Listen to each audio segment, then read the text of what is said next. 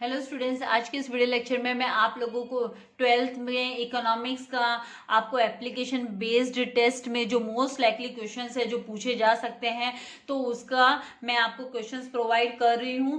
तो इसका explanation start करने से पहले मैं आपसे रिक्वेस्ट करूंगी कि अगर अभी तक आपने चैनल को सब्सक्राइब नहीं किया तो जल्दी से चैनल को सब्सक्राइब कर बेल आइकन बटन को प्रेस कीजिए ताकि आपको इसी तरीके के जो भी इंपॉर्टेंट वीडियोज है उसकी नोटिफिकेशन आपको सबसे पहले मिलते रहे, क्योंकि इसके लिए आप लोगों को कोई पेमेंट नहीं करना है। Absolutely free of cost for you all.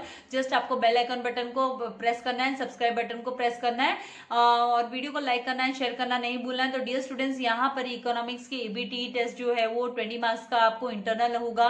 And इसमें क्या होगा कि बोर्ड जब आपको डेट फिक्स डेट देगा तो उस समय पर है ना कॉलेजेस आपका इंटरनल 20 मार्क्स का एबीटी टेस्ट लेगी, जिसको आपको है ना सेम पेपर में आपको आंसर्स लिखने होंगे। तो यहाँ पर है ना चूज द करेक्ट ऑप्शन। जैसे क्वेश्चन दिया है आपको तो 4 मार्क्स के लिए क्वेश्चन दिया, तो यहाँ पे ओनली आपको है ना ये जो पहला क्वेश्चन है कि trends shown by public expenditure of any government shows following trend. तो कौन सा ट्रेंड शो करती है ये? तो ये जो आंसर है यहाँ पे कांस्टेंट, इंक्रीजिंग, डिक्रीजिंग, फ्लक्चुएटिंग। तो ये आपका जो करेक्ट ऑप्शन है, करेक्ट आंसर है वो है इंक्रीजिंग।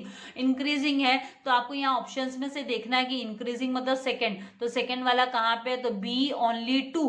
तो आपका जो आंसर लिखने का तरीका होगा वो भी इसी तरीके से होगा कि आंसर 1 बी ओनली 2। तो मैं आपको ये जो पहला क्वेश्चन है इसका खाली मैंने एग्जाम्पल आंसर आपको दिया है, बाकी अब आपको खुद से है ना सिलेक्ट करके अपने आप को चेकआउट करना है कि आपको अभी कितना आता है इकोनॉमिक्स, आप कितना अच्छे से कर सकते हो। तो आपको खुद को अपना टेस्ट लेना है। फिर यहाँ पर ये जो wrongly matched pair second question है। फिर उसके बाद में स्टेटमेंट्स इंडिकेटिंग कंज्यूमर इक्विलिब्रियम, कौन सा स्टेटमेंट्स आपको इंडिकेट करता है? तो इसी पैटर्न में आपको लिखना होगा कि जैसे आपका करेक्ट ऑप्शन जो भी होगा फिर यहाँ ऑप्शन में से आपको सिलेक्ट करना होगा कि कौन सा है, एंड ओनली आपको वो ऑप्शन के बारे में यहाँ पे दिखाना है कि डी ऑप्शन है कि ए ऑप्शन है। ऑप्शन ए है तो 1 और 2, अगर डी ऑप्शन है तो ओनली 2। इस तरीके से आपका आंसर होना चाहिए। Now concept studied under micro economics, micro economics के अंडर में कौन से कॉन्सेप्ट स्टडी किए गए हैं तो उसके बारे में आपको फिर यहाँ पर दिखाना होगा। देन उसके बाद में find the odd word out. Odd word out आपको जैसे यहाँ पे आपको हेडिंग दी कि assumptions of law of diminishing marginal utility, फिर rationality, constancy, then subjectivity and divisibility. तो जो करेक्ट आपका आंसर होना चाहिए, ऑड वर्ड होना चाहिए, वो आपको यहाँ पर है ना ऑड वर्ड लिखना है। देन यहाँ पे फीचर्स ऑफ मोनोपोलिस्टिक कॉम्पिटिशन बोला, प्रोडक्ट डिफरेंशिएशन हुआ, क्लोज सब्सटीट्यूट्स हुआ, कि सेलिंग कॉस्ट हुआ या होमोजेनियस प्रोडक्ट हुआ। तो आपको जो ऑड वर्ड है वो आपको सिलेक्ट कर ऑड वर्ड का आंसर यहाँ पे लिखना है। इस तरीके से आपको पूछे जाएंगे। Then types of index numbers हुए, तो प्राइस इंडेक्स नंबर है कि quantity index number, simple index number, value index number. Then fourth one है कि फंक्शंस ऑफ कमर्शियल बैंक्स, तो उसके अंडर में जैसे एक्सेप्टेंस ऑफ डिपॉजिट्स हुआ, बैंकर्स बैंक है क्या, credit creation, providing loans and advances. तो आपको है ना सिलेक्ट करके करेक्ट आंसर लिखना है। नाउ यहाँ पर थर्ड क्वेश्चन जैसे कि 4 मार्क के लिए कंप्लीट द कोरिलेशन। तो यहाँ पे जैसे डोमेस्टिक ट्रेड दिया है, इंटरनल ट्रेड होता है। डोमेस्टिक ट्रेड मतलब इंटरनल ट्रेड, तो इंटरनेशनल ट्रेड कौन सा हुआ? तो आपको वो ध्यान में करना है कि यहाँ पे एक्सटर्नल ट्रेड होना चाहिए, तो आपको यहाँ पर एक्सटर्नल ट्रेड लिखना होगा। देन पेन एंड इंक है, तो ये कौन सा होगा? ये कॉम्पोजिट डिमांड होगा, क्या होगा? तो आपको उसके अकॉर्डिंगली आपको यहाँ पर आंसर लिखना होगा कि भाई कॉम्प्लीमेंट्री, यहाँ पे कॉम्प्लीमेंट्री है क्या ये गुड्स या क्या है। Then tea and coffee substitutes है, तो इससे आपको है ना हिंट मिल जाती है। देन टोटल रेवेन्यू, तो यहाँ पे average revenue T R upon T Q है, तो टोटल रेवेन्यू क्या होना चाहिए। देन यहाँ पर मनी मार्केट मतलब शॉर्ट टर्म फंड्स होता है, तो डैश लॉन्ग टर्म फंड्स, तो लॉन्ग टर्म फंड्स वाला कौन सा मार्केट होता है। देन यहाँ पर गिव इकोनॉमिक टर्म्स, 4 मार्क का गिव इकोनॉमिक टर्म्स, तो उसमें द प्रोसेस नियम whereby an economics money receipts and payments flow in a circular manner continuously through time.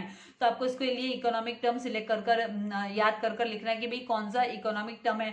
Then second यहाँ पर the demand for a commodity which can be put to several uses, के लिए आप put कर सकते हो, तो वो कौन सी डिमांड हुई तो वो आपको लिखना है। Then net addition made to total cost of production, total cost of production में जो नेट एडिशन मेड किया गया है तो इसके लिए इकोनॉमिक टर्म क्या होगा, तो वो आपको यहाँ पर सिलेक्ट करके लिखना होगा।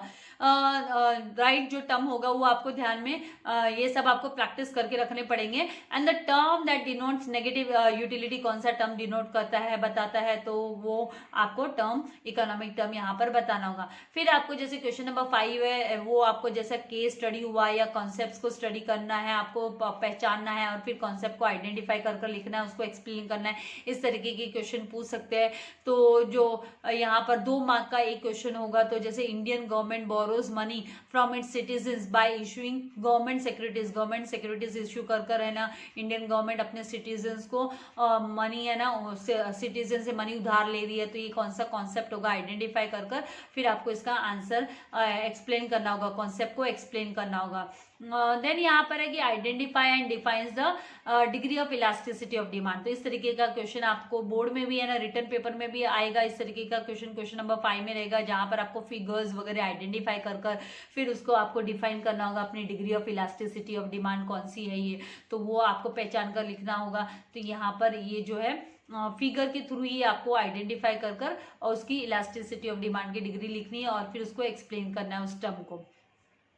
नाउ एक और मतलब 2 मैंने इस तरीके के एबीटी के आपके लिए पेपर रेडी रखे ताकि आपको अच्छी खासी प्रैक्टिस हो जाए। दूसरा पेपर है जिसमें कि चूज द करेक्ट ऑप्शन, जैसे कि रोल ऑफ फॉरेन ट्रेड का रोल क्या है, तो यहाँ से आपको करेक्ट ऑप्शन सिलेक्ट करना होगा, आपको आइडेंटिफाई कर और फिर यहाँ पर ओनली ऑप्शंस, यहाँ ऑप्शंस में जो ए एंड बी है तो 1 ऑप्शन ए एंड बी, या सेकेंड वाला ऑप्शन करेक्ट है तो सेकेंड ए बी सी, इस तरीके से लिखना है। ये आपको पूरी यहाँ से पूरे के पूरे पूरा वर्ड्स वगैरह नहीं लिखना है, ओनली आपको यहाँ ऑप्शंस के यहाँ से देखना है कि भाई कौन कौन सा आपका करेक्ट ऑप्शन करेक्ट है और उसी के हिसाब से आपको ऑप्शन को सिलेक्ट करना होगा। फिर यहाँ पर जैसे identify the right group of pairs, आपको सही पेयर्स ग्रुप का, ये भी 1 मार्क के लिए आएगा। बोर्ड में रिटर्न में भी ये इस तरीके की क्वेश्चन आपको पूछ सकते हैं, तो 1 मार्क के लिए आएगा आपको। तो आपको देखना है कि भाई ये किससे मैच हो रहा है, जैसे डायरेक्ट टैक्स है तो वो किससे मैच हो रहा है, इनडायरेक्ट टैक्स कौन सा होता है, डायरेक्ट टैक्स जैसे personal income tax, indirect tax GST हो गया।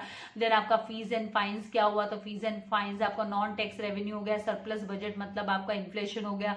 तो ये इसके कहाँ आपको मैचिंग कहाँ पर सही दिख रही है, फर्स्ट का डी, सेकेंड का जो है वो सी है, देन फिर थर्ड का आपका जो है वो क्या है ए है, तो उसके अकॉर्डिंगली आपको फिर है ना, ये देखो ऑप्शन नंबर 3 आपका, ऑप्शन नंबर 3 करेक्ट है तो आपको यहाँ पर ऑप्शन 3 एंड फिर फर्स्ट का सी, फर्स्ट का डी, सेकंड का सी, थर्ड का ए, फोर्थ का बी, इस तरीके से आपको लिखना होगा।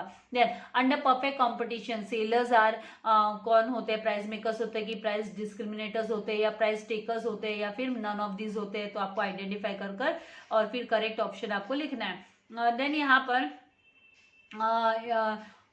पर मेथड एडॉप्टेड, जो मेथड एडॉप्ट किया जाता है इन माइक्रो इकोनॉमिक एनालिसिस में, जो एडॉप्ट किया जाता है मेथड, तो कौन सा है मेथड है, लंपिंग मेथड है कि एग्रीगेटिव मेथड है या स्लाइसिंग मेथड है या फिर इंक्लूसिव मेथड है, तो आपको करेक्ट आंसर सिलेक्ट करके लिखना है। देन यहाँ पर find the odd word out दिया है, जैसे नॉन टैक्स रेवेन्यू कौन कौन से हुए, फीस, पेनल्टी है कि वेल्थ टैक्स है या फिर स्पेशल लेवी है, तो आपको आइडेंटिफाई कर जो है ना ऑड वर्ड है उसको लिखना है बाहर, यहाँ पर आंसर में ऑड वर्ड को लिखना है। Then types of banks accounts कौन से, सेविंग अकाउंट है कि डीमेट अकाउंट है कि रिकरिंग अकाउंट है कि करंट अकाउंट है, तो उसके हिसाब से यहाँ पर आपको टाइप्स ऑफ बैंक अकाउंट जो नहीं है, यहाँ पे टाइप्स ऑफ बैंक अकाउंट्स कौन से वो तो सही उसमें आ जाएंगे, जो नहीं है बैंक अकाउंट उसको आपको है ना और ऑड वाले को आपको बाहर लिखना है। देन ट्रांसफर पेमेंट्स, तो ट्रांसफर पेमेंट्स के अंडर में कौन कौन सा आता है, ग्रांट्स आता है, वेजेस आता है कि ओल्ड एज पेंशन आता है या स्कॉलरशिप आता है, तो उसके अकॉर्डिंगली यहाँ पर आपको है ना ऑड वर्ड, क्योंकि ग्रांट्स हुआ, ओल्ड एज पेंशन हुआ,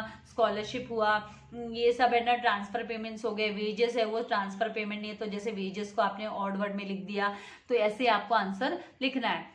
देन यहाँ पर 4th question, criticisms of law, law के क्रिटिसिजम्स कौन से, अनरियलिस्टिक एजम्पशन है या इनविजिबल गुड्स हुआ या स्पेकुलेशन हुआ या कार्डिनल मेजरमेंट हुआ, तो आपको है ना यहाँ पर है ना आंसर लिखना है। देन कंप्लीट द कोरिलेशन, आपको कोरिलेशन कंप्लीट करना है। जैसे P1 is equals to current year prices होता है, करंट ईयर प्राइजेस के लिए P1 लिखा जाता है, तो बेस ईयर प्राइजेस के लिए क्या लिखा जाता है। Then N I is equals to R, यहाँ पर R plus W plus I plus P plus MI and difference of export minus import, तो इनकम मेथड के अंडर में हुआ ये। तो एक्सपेंडिचर मेथड का इसी तरीके से क्या इक्वेशन होगा वो आपको यहाँ पर लिखना होगा। Then cooperative banks organised sector है, तो इंडिजीनियस बैंकर्स कौन से होते हैं, तो अनऑर्गेनाइज्ड होता है क्या, वैसे लिखना है आपको। देन डिमांड कर्व का आपको यहाँ पे सप्लाई कर्व मतलब स्लोप्स अपवर्ड स्लोप करते हैं, तो डिमांड कर्व कहाँ कौन से साइड में वो स्लोप करती है, तो वो आपको लिखना है। देन गिव इकोनॉमिक टर्म्स है, तो गिव इकोनॉमिक टर्म्स में जैसे expenditure which is incurred by public authority for promoting the economic and social welfare के लिए जो एक्सपेंडिचर्स किया जाता है, तो उसके लिए वर्ड लिखना है। Then a rise in the quantity supplied due to rise in price of a commodity, other factors remaining constant, बाकी के जो फैक्टर्स है वो कांस्टेंट रहते हैं, तो कौन सा है आपको इकोनॉमिक टर्म वो लिखना है। Then a fall in demand due to rise in price alone, तो क्या आएगा यहाँ पर आपको आंसर लिखना है। Then a change in quantity demanded of one commodity due to change in the price of other commodity, दूसरी कमोडिटी के प्राइसेस के चेंज की वजह से दूसरे कमोडिटी की जो डिमांड है वो चेंज होती है, तो उसको कौन सा डिमांड लिखेंगे आप वो यहाँ पर लिखना है। देन आपको आइडेंटिफाई करना है degree of elasticity of demand curve, इसको आइडेंटिफाई कर फिर उसको आपको एक्सप्लेन करना है। देन यहाँ पर identify and explain the concepts from the given illustration, जो इलस्ट्रेशन दिया है उसमें कॉन्सेप्ट आपको आइडेंटिफाई करना है। Radha refused to eat fourth paratha after eating third paratha, तो आपको ये आइडेंटिफाई कर और उसको एक्सप्लेन करना है। तो इस तरीके से आपको है ना पेपर के अंदर ही आपको अपने आंसर्स लिखने होंगे, तो ये आपका ABT टेस्ट होगा इस तरीके से। तो आई होप आपको समझ में आ गया, और ये जो क्वेश्चंस है ये आपके लिए मोस्ट लाइकली क्वेश्चंस है। उम्मीद करती हूँ कि जब आपका ABT टेस्ट आएगा तो आपको काफ़ी हेल्प होगी, इससे काफ़ी हेल्प मिल जाएगी।